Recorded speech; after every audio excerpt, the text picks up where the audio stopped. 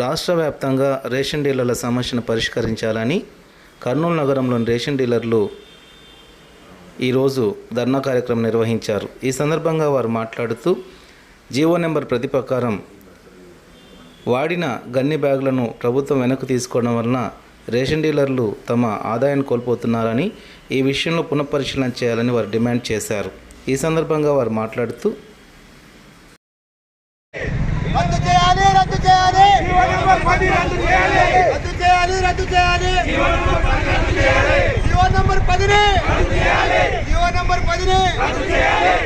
జై ration dealer, జై ration dealer, ration dealer ఐక్యత,